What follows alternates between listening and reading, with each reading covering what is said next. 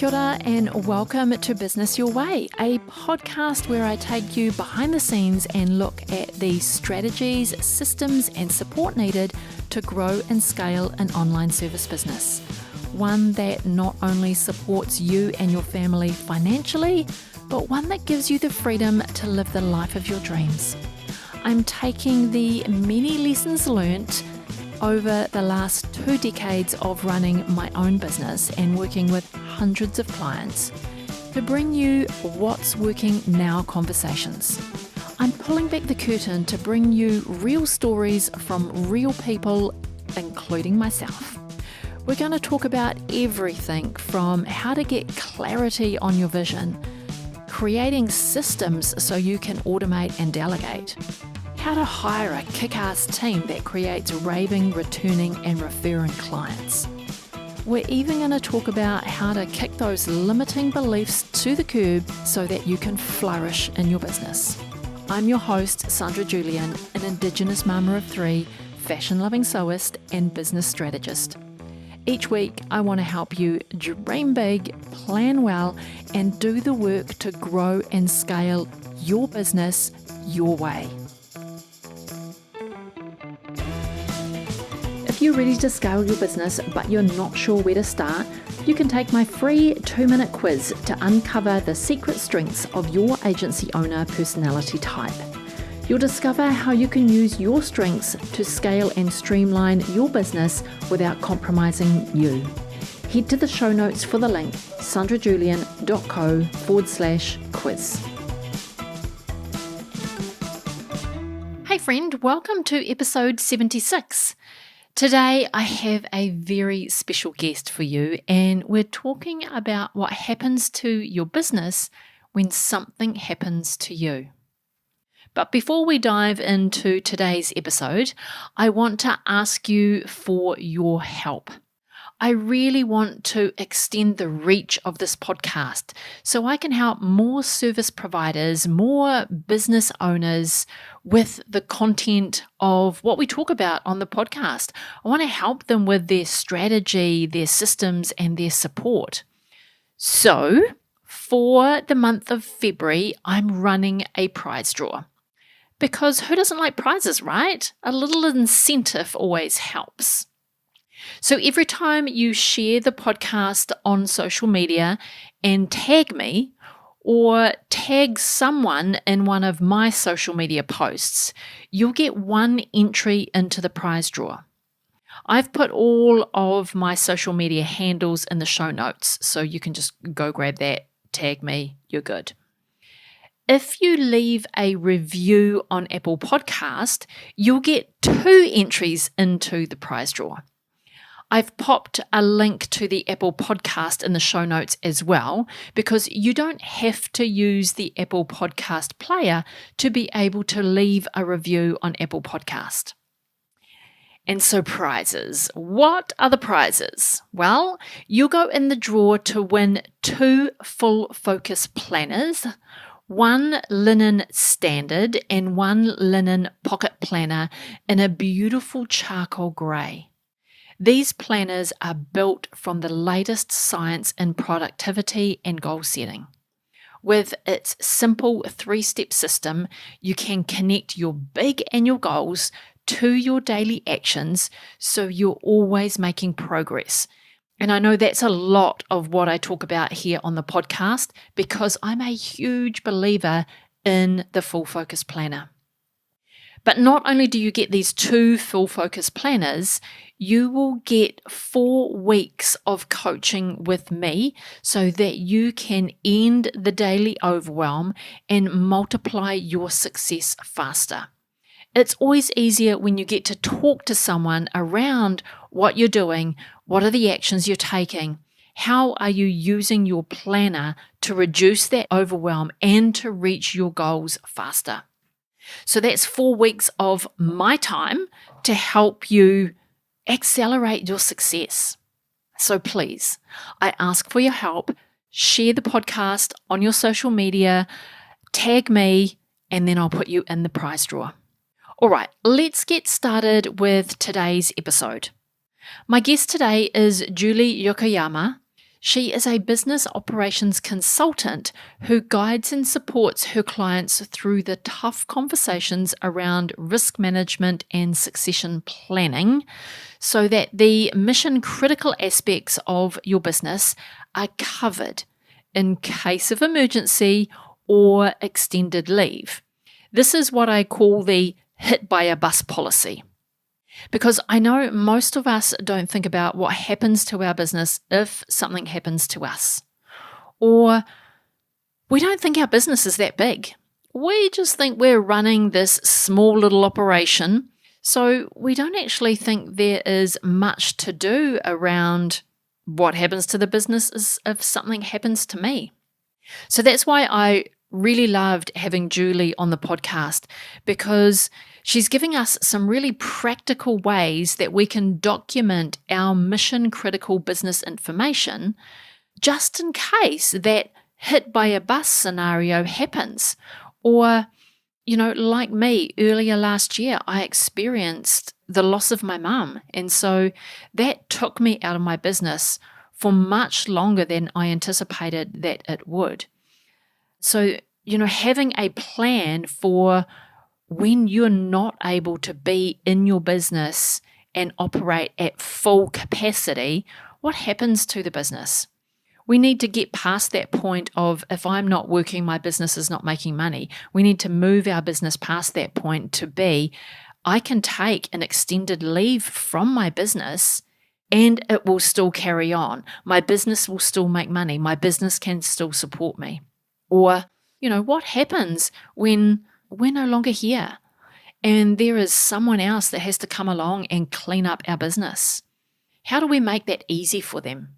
How do we give them all the information that they need to know so they can successfully close down the business, close down the operation, or sell the business? Like, that's an amazing thought, that they could sell your business and it could carry on even in your absence. How cool would that be? So without babbling on anymore, I'm going to bring on the interview with Julee. Hey, Julee, welcome to the podcast. Welcome to Business Your Way.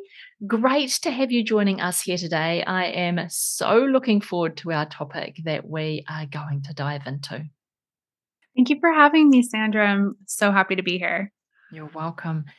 I always love to ask my guests to introduce themselves. So if you could share with the listeners who you are, what you do, how you serve your clients, and how you make your moolah. Okay. My name is Julee Yokoyama. I live in Seattle, Washington, in the US. I am a business operations consultant and strategist. I have been a project manager, planner, strategist for probably as long as I've been able, as even childhood to adulthood.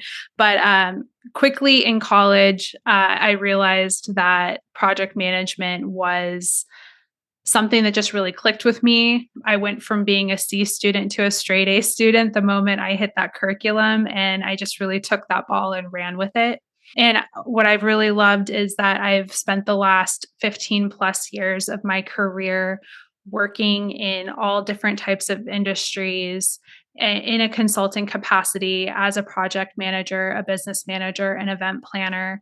And I have just been able to get involved in all of these different businesses and be able to bring these transferable skills that have just been so valuable to my life and have been so transformative to the way that businesses run and how they reach their goals successfully. I consider myself a problem solver, and I just love challenges and learning. And I'm just a hugely curious person. So I just feel so grateful that I found that career path so early in my life. And I've taken that into having businesses of my own over the last decade and serving client businesses over the last handful of years. And one thing that I've been working in the last few years as a director of operations for some of my clients is working in strategy and particularly helping them with mission, vision, and values and making sure that they're doing the right work at the right time for the right reason. And so, in that work with my clients, I started to ask them questions around risk management. And one of the questions I started to ask was, what happens to your business if something happens to you? And that became an interesting question because so many business owners I've talked to don't have an answer for that.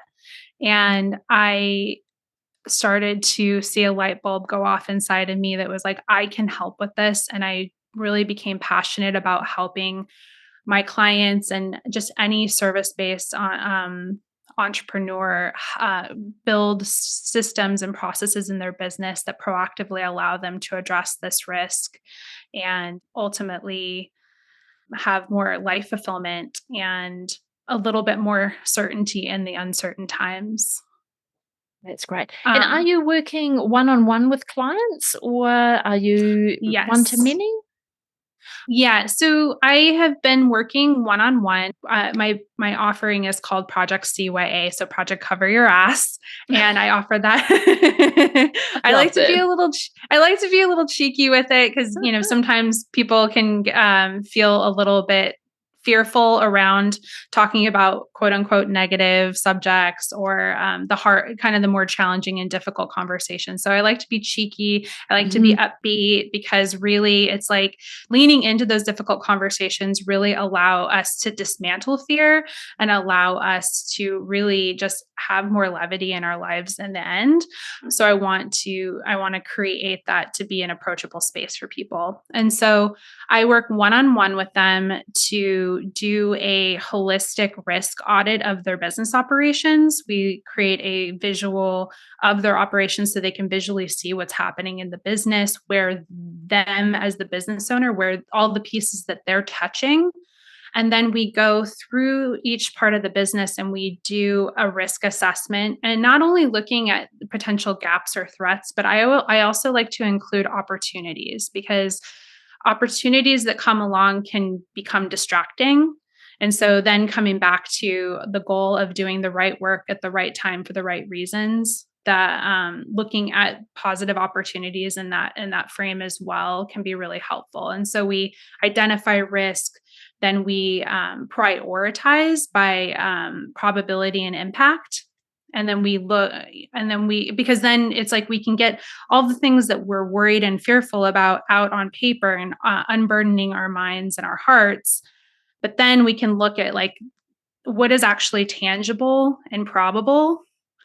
And then we can address those through response planning. And so getting into contingency planning of either doing prevention planning or doing a contingency plan, which is if this was to come to pass, what do we do to minimize the impact? And then having that proactive strategy that can initiate as soon as the risk event happens, that the team then knows exactly what to do from there.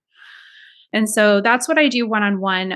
But as well, I also work with clients in succession planning. So getting the back end of their business organized. And I hear you talk about this a lot in your podcast about creating processes and systems and getting organized. And so this process of doing this kind of work serves for succession planning of like emergency planning, but it also helps you work more efficiently in your day-to-day life. And so organizing your affairs, creating a central source of truth for so that you're not the only knowledge holder in the business.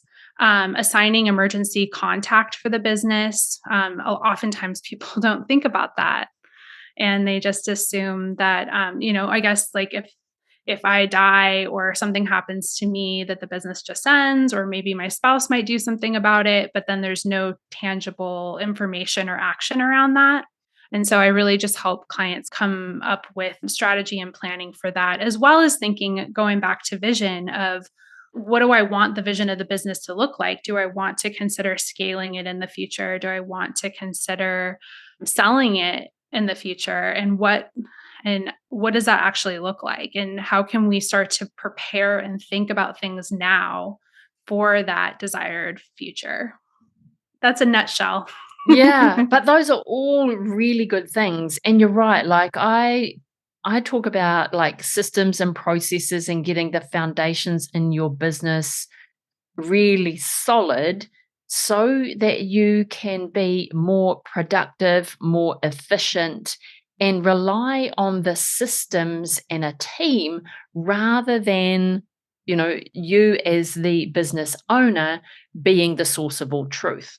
Because we want to get our hands, as the owner of the business, we want to get our hands off everything in the business and just really be the person who is setting the vision for where we're going, seeing the trends of what's happening, and then adjusting the business accordingly. But Mm, I see myself thinking about those things that you just talked about. I've got a really loose contingency plan and I've had it for a number of years, but I probably need to formalize it a little more. mm, So if we're thinking about, where do I even start thinking about contingency planning, or what happens if something happens to me and it's unexpected? How do I start even thinking about that? Or yeah, where's my jump off point without it being the actual incident that I can't be in my business? Let's not have that be the jump off point. right, right. Yes. So contingency planning is what I said before is assessing risk, and that could be on any level, especially with us being small businesses, we have the flexibility because we're such a small operation to look macro and micro, like down at the project level or a tactic level, all the way back, taking a step back at like sections of the business or the business as a whole. And it's just about us, whatever you're looking at, assessing like what are the risks, what is the likelihood of them transpiring, and then what are strategies to either ensure they don't happen, or we can minimize, or possibly just accept the risk and just know that it's there.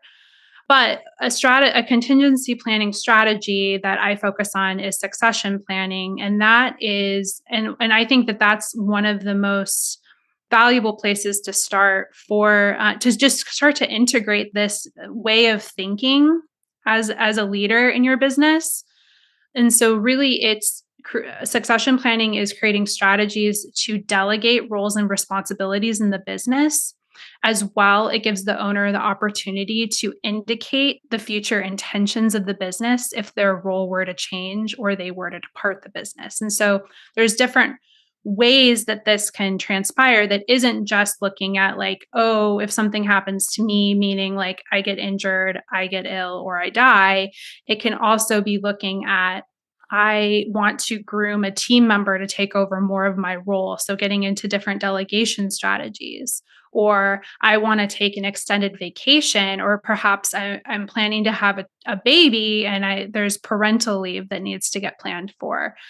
Additionally, you can look at your vision of the future, and do you have visions to partner with another company at some point, or like a strategic partnership, or potentially sell the business or scale the business, which ultimately would have your role change in any of those cases. Mm. And so it's really comes down to thinking about scenarios where your role in the business would change or you would be gone completely. And so I think it's really important to look at before you set up like an LLC or you create a formal business structure and it's just taking money here and there for project based jobs.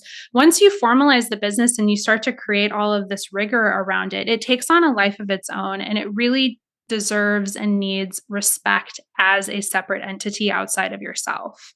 And so you are the shepherd of the business and the leader of the business, but there are going to be cases where you're going to be taking a step away from aspects of the business or you're going to be out of it completely. And so looking at each of those scenarios, just simply writing one down and then just having a brainstorm of like, well, if this was going to happen, if I was going to take an extended vacation, what would that feasibly look like? And you could start with maybe what times of the year make sense for that to happen. what are the activities in the business that could possibly be paused or tactics that could be delegated. Maybe we can do some preemptive batching of things that I do that then I can give to my team and then they can execute on while I'm gone. Succession planning is really just gives you a toolkit and a guide to how to think through all of these things. And then through that brainstorming, you then have like tangible actions you can take then to make this more of a reality and making vacations feel approachable. Yeah. And, once we're into operating an agency and we have a team, it might only be a team of, 2 or 3 people plus ourselves. These are all of the things that we really do need to turn our mind to, because I think that's the transition phase in an agency is we get into having 2 or 3 employees. We're still really operating like we would a sole provider, and then we're, delegating tasks out and taking on all kinds of clients. And I think that's the real pivot point where the business owner now needs to say, all right, if my business is going to continue to grow, some things need to change. And those things that change are the systems, the process, and the thinking behind everything that the business owners got their hands on. What can I take my hands off and leave Mhm. up to my team? But I really like, it doesn't have to be a terrible or tragic scenario for you to begin planning what that succession or what that contingency looks like. It can be, I want to go on holiday for a week. And how can I do that successfully while the business continues to operate without me and my team can make the decisions that they need to make to continue to serve the clients that we're serving? So I like that it doesn't have to be a tragic scenario for us to Mhm. begin to plan for what's going to happen in the future and what we want to see our role being. Yeah, but one thing I would say with that is thinking about it from the aspect, I like, and this just might be me, and this is some of my clients too, but I like to look at the worst case scenario because it allows me to capture more of the scope. And so if I'm planning for, and you don't have to say like if I die or whatever, but you could just say I win the lottery or I'm just gone suddenly for no explained reason. What needs to happen if the business was to, would it logically make sense to close the business? So you could be like, okay, so the business needs to be closed down. What does somebody need to know to do that? I One thing that I often hear when I bring up the question of what happens to my business if something happens to me, I will sometimes hear, "Well, if I die, the business just ends. No big deal." And I'm like, "Well, not really, because you have all of these components and all of these subscriptions and like potentially contractors and team members and clients and licenses and certifications and all of these different things and expenses going on that those all of those things need to be dismantled, otherwise your business becomes a liability for those you leave behind. And if so, there's somebody who's going to have to come in and clean up that. I won't call it a mess, but they'll have to come in and address all of that. And in order to do that, they need to know what to do. They need to know what's involved. And so if they're having to figure out how to get into your email somehow, or how to get into your Dropbox or your Google Drives, or maybe they don't even know that that stuff exists. If they have no information to go on, then they really can't be effective. And then that becomes a serious burden on them, in addition to your personal life affairs that they may also be addressing. And then that compounding on top of grief they may be experiencing depending on what the reason is that you're not present. And so I, for me, like, I'm just somebody who has had a lot of personal loss in my life. I've seen a lot of family members pass suddenly, and so for me, I find it helpful in my life to never take my eye off the fact that that's always potentially there. So, So something that's always on my mind as well, around, if something happened to me, then who could come in and clean up the business? If it means mhm, that it shuts down, that's all good, but who comes in and cleans up? And I have a person who can do that for me, who has access to everything. mhm, But if who should that person be in a business? So while we're a small agency, we are likely to just have one or two staff members who are highly likely just going to be doing client work. They're not going to be doing anything behind the scenes. It's not until we get up to that kind of over that $500,000 mark in our revenue that it's likely that we will have any kind of virtual business manager or an OBM or, someone who is making sure that our business is operating effectively. And should it be mhm, that person that we are, giving access to everything with the instructions of you're at the driving wheel if anything happens to me? Like, who should we be thinking about who this person is? Because our family members who might be like, if we were to die, our family members are going to be administering our estate, but mhm, they don't necessarily need to be given the burden of our business as well. So if we're mhm. thinking about who might be that appropriate person in our business that we need to bring on board and we need to start imparting this knowledge to, what's your recommendation there? So, I would say that if you get things organized, you have your affairs or your documentation at least organized to where it all lives in a different folder structure, but like in a similar location, and you create some sort of central source of truth that doesn't say passwords and account numbers, but it says what are all the things involved.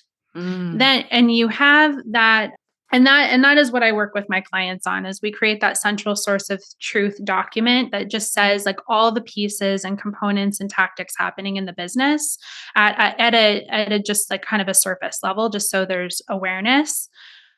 If you have that information, then it can be okay that the what I like to call is that your emergency contact for the business can be a spouse, a parent, a sibling, or an adult child, whoever would likely be the executor of your personal affairs. They can be the one who's in the know of how to find that information. And so, whoever this person ends up being, they don't have to know all the details. They just need to know how to find the source of truth documentation. And because that's one thing too, is I talk to some people where they say, my spouse would be the person, but they have no interest in knowing even how to access the bank account or something like that. And I'm like, and so my answer to that is if you create this source, this resource, then they don't need to know those details. They just need to know how to find the information to get there. And mm, so if you have virtual assistants or OBMs and things like that, like they don't necessarily have to have the keys to the castle, as I've heard someone else mention, of like, the passwords and all of that, account numbers and things like that. But they can be a facilitator that your family member can be like, hey, person, mm, hey, team member, we need to address this. Here's the information I have. Can you help me execute it? And and so then the people that can be involved in helping are the bookkeeper, the lawyer, the CPA, whoever's doing the taxes for the business. And so, and, the virtual assistant, and, potentially you could hire, someone like me, whether, it be an operations manager or an OBM or somebody who has that innate skill set to kind of come in as a consultant to help close those affairs. that's a good point too. Actually, having somebody, a consultant, come in and go, okay, now you have this document, let's work our way through it. Mhm. That is not something that I had thought of before either, just thinking about that. that Mhm. wouldn't have even crossed my mind to, have a few people listed of, these are the people that might be that could come in and help in a consultancy capacity to help work through closing down of the business and, tidying up the business. Yeah. That's a great idea. I like that lots. Yeah, and that's something that I don't see in the business space really, No. in the small business space, but I do see in end of life planning. So in the Right. personal end of life planning space, there are consultants like that. And so for me, I am actually a certified end of life doula, and one of my goals is to help people be able to close out their life affairs, or to organize their life affairs. And so with creating this, using my already business acumen, existing business acumen, I'm doing this for the business, but also the evolution of this business for me is to also make it possible to do this for personal life as well. And so, yeah, I'm just really passionate about about all of these topics we're talking about. Yeah, yeah, this is really good. I wanted to jump in here really quickly and ask you for a big favour. If you are loving this podcast and this episode, I would be grateful if you could share it with a friend. Or even better yet, jump over onto Instagram and share it on your stories. Don't forget to tag me, I'm sandrajulian.co. That really is the best way for others to find out about this podcast, and I thank you in advance. Alrighty, back to the episode. I mean, and for me, it's it's so real because March last year, my mum passed away. So it had a double effect on me, really, because one, I was out of the business for at least a month. I just couldn't function, couldn't even think about it, anything to do with business. So I was out of the business for a month. I would just check back in with the team, answer any questions they had, and then check out again. But then also, I was involved in, making sure that we tidied up her personal affairs. Not that Mhm. she had a lot to tidy up, but it was like, all right, how do we access the insurance? How do we close bank accounts? How do we, yeah, do all of the things? So it can be really, I wouldn't say stressful, but it gives you a whole a whole lot of other things that you need to work your way through to learn how to do. Mhm. Well, and in addition to everything you just said, you also have your own family and personal life. Mhm. And so Mhm. and other relationships that you're also aware of and involved in. And so, yeah, it can become overwhelming quickly when those happen. And I my mom passed away 10 years ago suddenly of a heart attack, and Mm. I was the I was the only one to address her affairs, and she was in a different state. And so I definitely have a understanding of where you were, and I'm sorry that to hear about your mom. But yeah, it's just life is a lot. Yeah, and And life is a lot on a normal day, yeah, that's what I come back to lately, is just life is hard sometimes, and life is a lot, and it's beautiful and it's messy and it's painful. Yeah, But and it brings us yeah. so much joy and so much pain all at the same Yeah. time. Yeah, yeah. Mhm.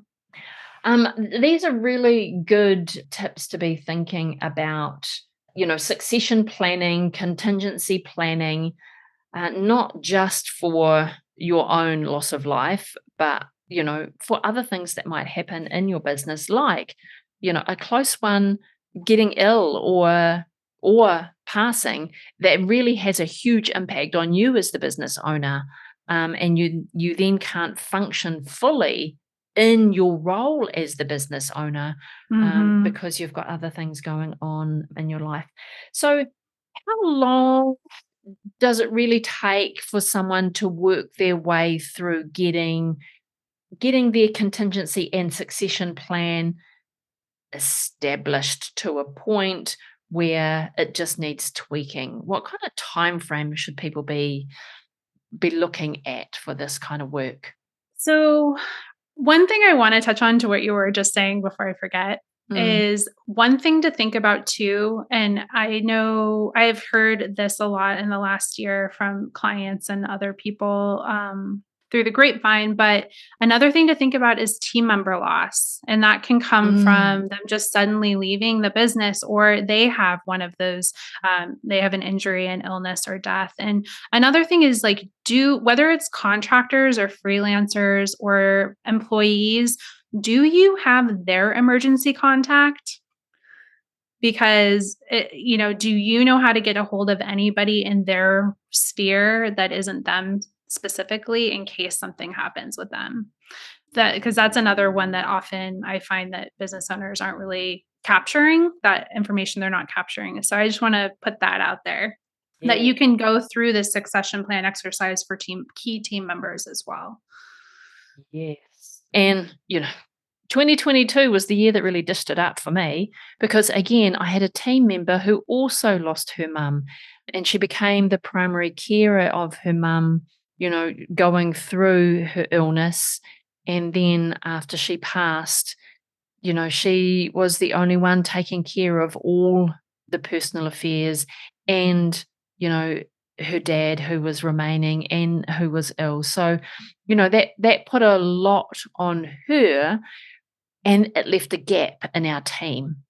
Mhm. So, thinking about all of that has really been some lessons for us in 2022, around loss of people, not directly loss of team members, but loss of loved ones in the lives of our team members. It Mhm. has an impact on the business.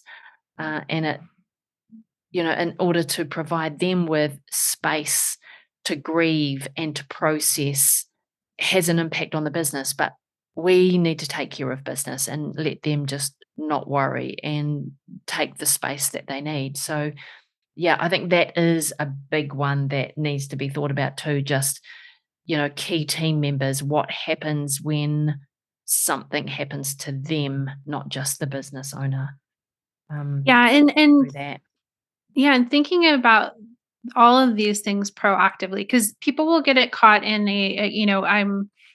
I don't need to do this, or it won't happen to me, and all these kinds of different stories that will come up that kind of justify, they self-justify just kind of staying the status quo.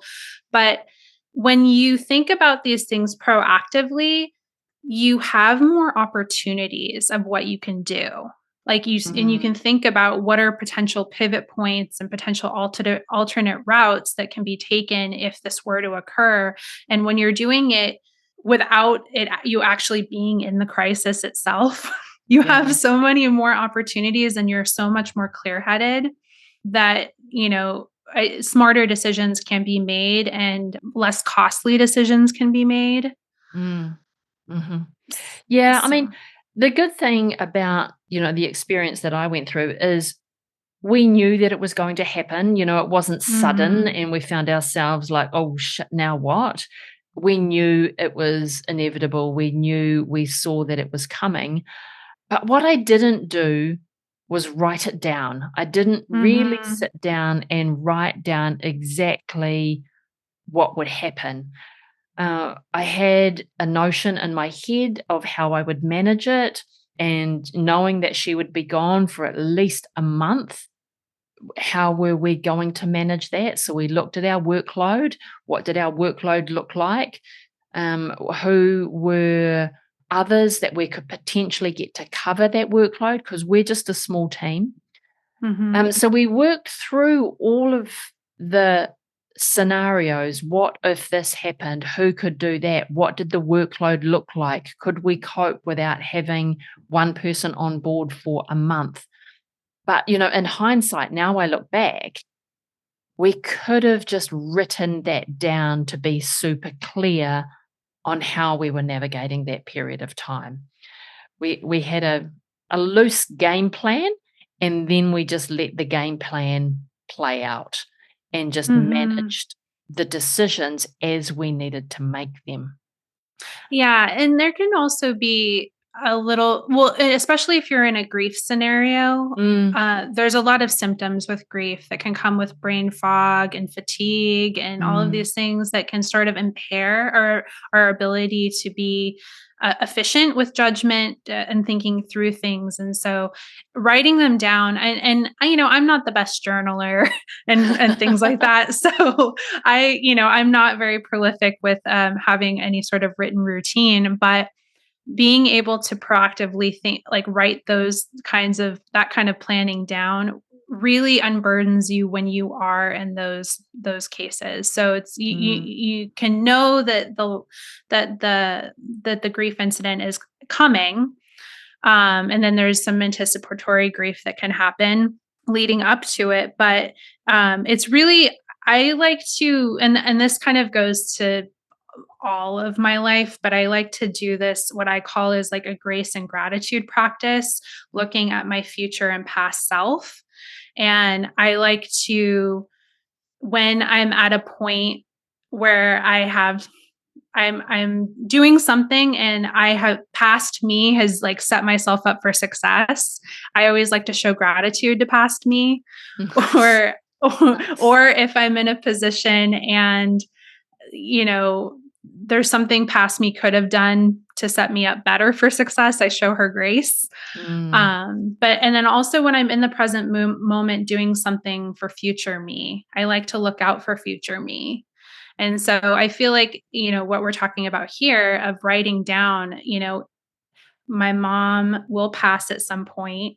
I will likely be out for an extended period of time. What would that look like and what would we need to do? And writing that down is actually doing future you a service, that you won't have to then stop and remember and like communicate that to other people for the first time in the moment. So, yeah. yeah. That's so good. I mean, and sometimes even though we know that, that incident is going to happen, it's inevitable, we still choose to put our heads in the sand and pretend that it's not. Mhm. Well, and we can never be prepared for how we're gonna respond to it when it does happen. No, no, no. Yeah. That's so true. So true. So going back to that Um, time frame question, like yes. what does a time frame look like where we can call it done, so we enter into like, I'm going to sit down and I'm going to get this done in my business. Where is where is the point where we can go, all right, I can expect to be done with this, and from here it just needs to be updated or tweaked, but done in 3 months, done in 6 months, kind of what does that usually look like for you and your clients? Yeah, so there's a few factors to think about. So it can be how organized is the business already? It can be what kind of space does the person have in their schedule? Oftentimes a good portion of the work itself does need to be done by the owner themselves, because it's usually all in their head or organized in systems that they understand. So you can be working with your team if you have one to organize things, but you're going to have to be likely heavily involved in the process. And so just kind of setting up what the stage kind of looks like. There's like 4 steps. So there's organizing. It's planning how you're going to approach it, and then it's organizing what are all the information that needs to come together, and then it's identifying who needs to be aware and where is there an expectation for those people to take action, and do they have, and ensuring that they have access to that information through the use of password managers and other means. And so I through the work that I do with Cover Your Ass isn't the name of my offer, but through Project CYA Essentials, I pretty much give the tools to follow to get it all done. And I estimate that at around 8 hours of effort. And so that doesn't necessarily mean that somebody can sit and just do it all in a weekend, because that just can be just contextually overwhelming. Yeah. So it's really kind of, I offer a few different strategies of attack to get at it. And so it can be anywhere from 2 weeks to 2 months, depending on how much space the business owner has to lend to the project. Okay, great. But yeah, I estimate about 8 hours of effort. Okay. And that's just to get the plan Yeah, in place, the information organized into a central location and identify who needs to have access to what. Okay. Yeah, yeah. I like, for me, and what I offer is I've created it's about 30 pages, but it's actually not it's not overwhelming when you're in it, but it's a fillable PDF that literally just takes them through assigning their emergency contact, identifying the password management strategy, and then going through and documenting all of the business affairs, from business registrations to the financial stuff. Again, not putting in account numbers or passwords, but just work like marketing, clients, team members, just documenting all the pieces of the business into one place. And then while you're doing that, you're also organizing all the supplemental documentation into folders that make sense with that documentation or with that document. And so it's just, and then the beauty of it is it really makes your day-to-day work. You're setting future you up for success and the future of your team and whoever would have to address your affairs in your absence. But it's also streamlining how you work day-to-day in the present. So good. So good. So your project CYO Essentials, is that available for people to access now? Is that something that people can lay their hands on? Yes. Yes. So if you go to projectcya.com/essentials, you can grab it and you can start doing it today. And in there will be the strategy, ideas of strategies of how to plan accordingly to get it done efficiently. So good, Julie. So good. Alrighty. Well, where can people reach out to you if they want to know more about this or even work with you through getting this established in their business? Where's the best place to reach out to you? I love to connect. I love making new friends. I love talking about all the things. So if you want to chat with me, you can find me on LinkedIn or Instagram at Julee Yokoyama.